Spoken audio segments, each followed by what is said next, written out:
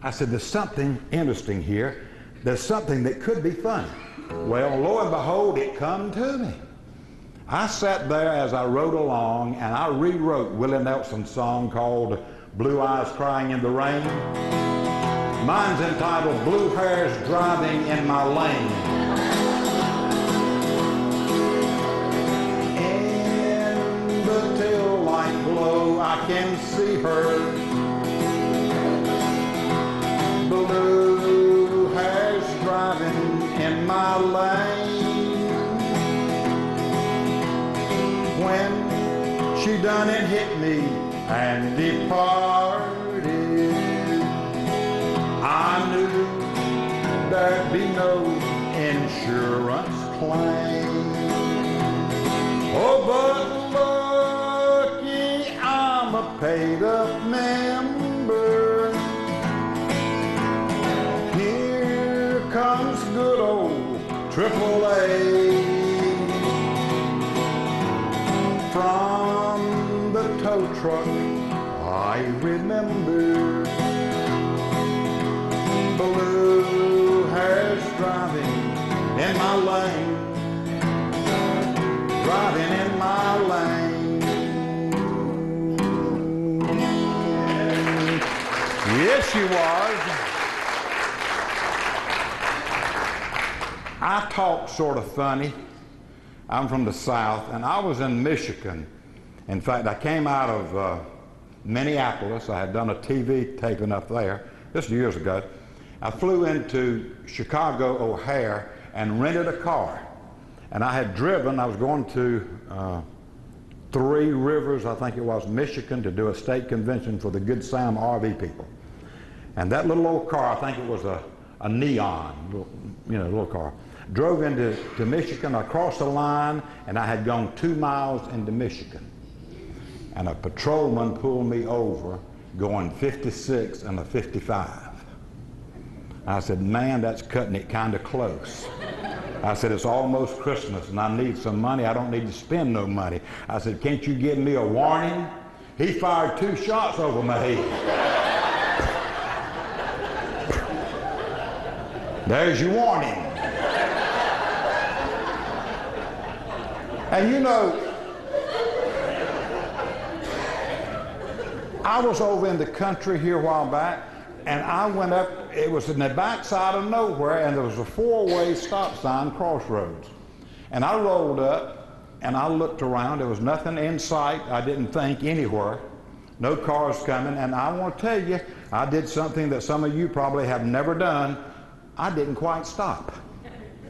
I almost stopped. And I went on through, and about a 1/4 mile, he came out of the cow pasture from behind the hedgerow.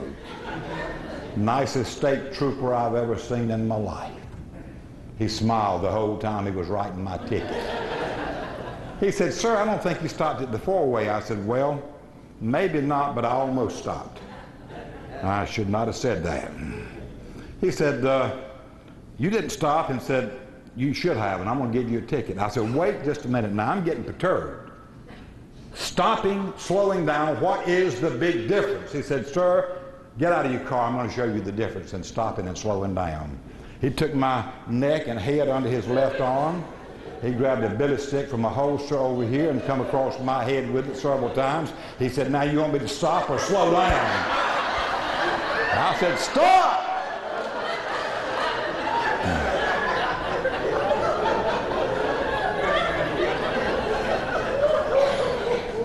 Now, folks, I am a firm believer that true confession is good for the soul, and tonight I want to confess something to you. I want to tell you first off, that trooper, when he finished giving me my ticket, pulled around me, and when he looked back, and he was almost laughing by that time, he looked back at me and gave me the peace sign, like this. Here's my confession. When he got around the first curve up there, I gave him half of it back. I'll leave it at that. I won't say nothing else. More recently, though, guess what I got? I got a letter from the Raleigh Police Department Photography Division. Yes, hidden cameras, I was right there in the middle of Capitol and Highwoods Boulevards in a busy part of Raleigh. There was a red light hanging above me, and there I sat in my van right in the middle with my license plate showing. I read on into it. It said, look, we've got you on the secret camera. Please send us a check please send us $100. I thought about it 3 days, and the answer came to me. I took a picture of a $100 bill and sent it to him. A couple of days, I did, and a couple of days later, I got a picture of the Wake County Courthouse.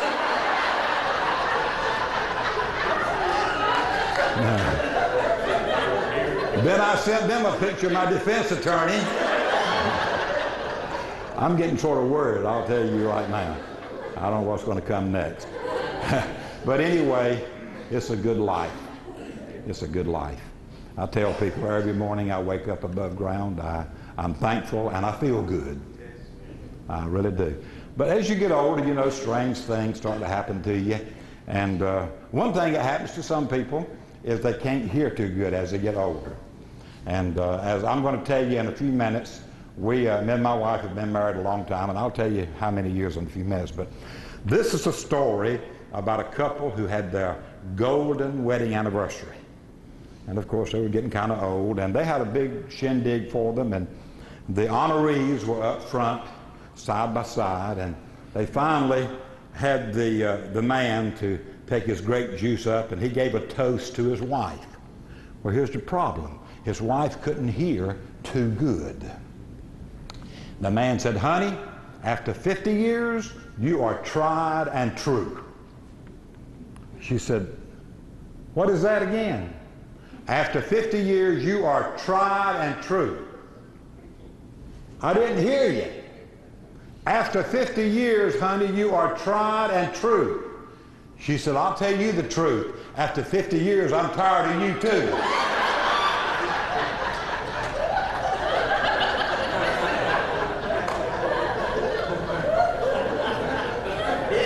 She answered what she heard.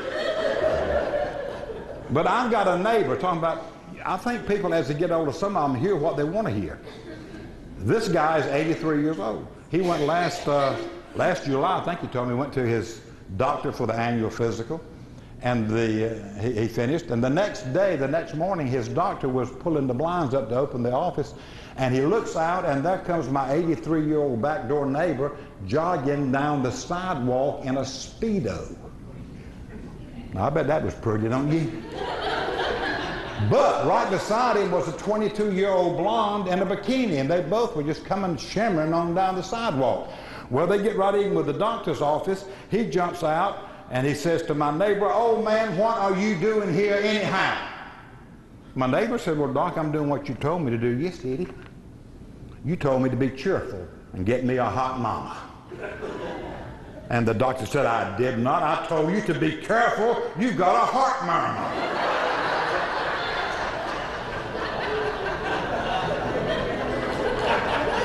He heard what he wanted to hear, you think? Now, folks, I think I can safely say this right now, that everyone in this room already, since I've been standing up here, has either laughed or smiled or both. But just in case I missed anybody, when I count to 3, I want everyone here to smile whether you want to or not, even if you have to force it. I want you to do it. Okay, y'all ready? 1, 2, 3. Smile. Now, folks, take a look at you. You're looking right now at a face that only a mama could love and a daddy would die laughing at. So smile and increase your face value, because a smile is a wonderful thing, but it's no good till you give it away. Some people smile in the morning, some at noon, some at night, some even manage to smile at dawn. But the guy who is really worthwhile is the guy who can smile when his 2 front teeth are gone. So smile and increase your face value.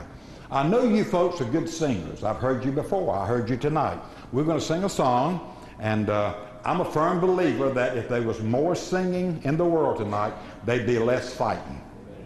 I've never seen 2 people singing and fighting at the same time.